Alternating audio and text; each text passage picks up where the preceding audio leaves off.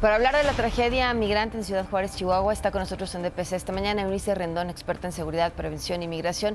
Eunice, buenos días, gracias por acompañarnos. ¿Qué decir sobre esta tragedia? Bueno, pues como ya lo mencionaban, primero que es un hecho lamentable y que además es un hecho que hubiera sido completamente prevenible, ¿no? Leía ahorita declaraciones, por ejemplo, del embajador Ken Salazar de Guatemala, de los diferentes países que tienen víctimas en este hecho tan lamentable, diciendo que esto debe recordar a los migrantes los riesgos del camino. Y estoy completamente en desacuerdo.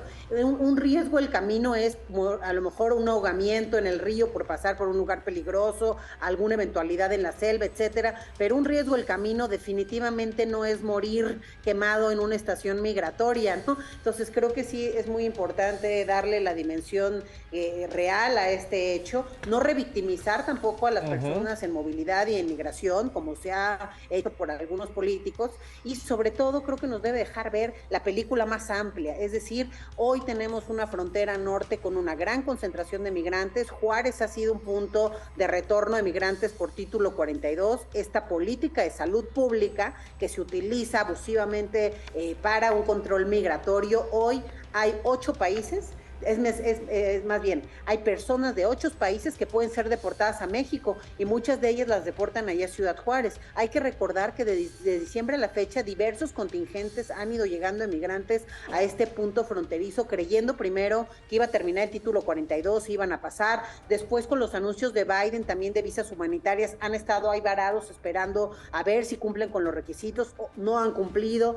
Luego esperando a ver si con la aplicación de CBP One pueden sacar una cita en Estados Unidos. Entonces hay que recordar 3 puntos. Las personas migrantes que están ahí lo que quieren es llegar a Estados Unidos. Todas estas políticas que yo he mencionado al final lo han puesto más complejo y creo que se ha dañado como nunca la salud mental de los migrantes. Esto ha generado desesperación, ha generado realmente una situación de inestabilidad terrible. También algunas declaraciones de políticos a nivel local, como el alcalde, que también ha dicho no ayuden a los migrantes, ahora sí vamos a meter medidas más duras, en fin, una serie de amenazas y también desalojos de migrantes de algunos de los puentes, sí, porque están en las calles y eso pues les molestaba. Entonces, finalmente creo que este es el resultado, es la olla de presión que explotó también con esto, pero que además hay que subrayarlo, esto es un descuido del Estado mexicano que tenía la custodia de estos migrantes. Entonces, ese es el principal y el único responsable.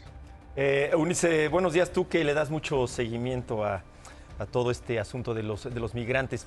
Y, perdón la frialdad de la pregunta, pero ¿te sorprende que haya sucedido esto? O de alguna manera pues algo que se sabía que iba a pasar, quizá no con esa magnitud, pero es algo que no sorprende.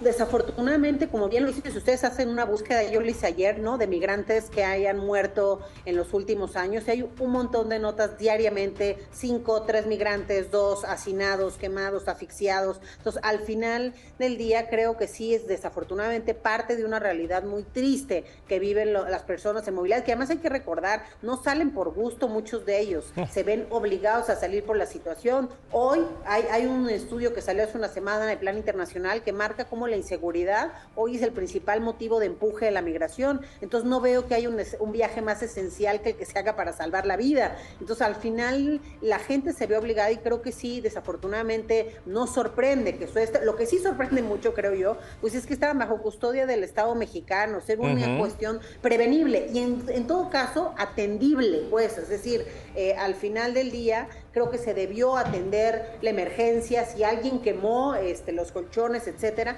pues el Estado tenía la obligación de tener las medidas necesarias para apagar ese incendio, para poder ahora sí que evacuar a las personas, y eso es parte de lo que no sucedió, y creo que ahí es donde está la falla principal. Y bueno, vamos a ver qué dicen las investigaciones. Qué bueno, a mí me gusta que el presidente haya cambiado su postura, ¿no? Porque ayer parecía que criminalizaba a los migrantes y que ellos eran los culpables de su propia muerte. Hoy ya sale diciendo que van a ser transparentes, a buscar quiénes son los responsables, al igual que el tuit del secretario Ebrard el día de ayer, de que bueno, ya pusieron a disposición a algunas de estas personas.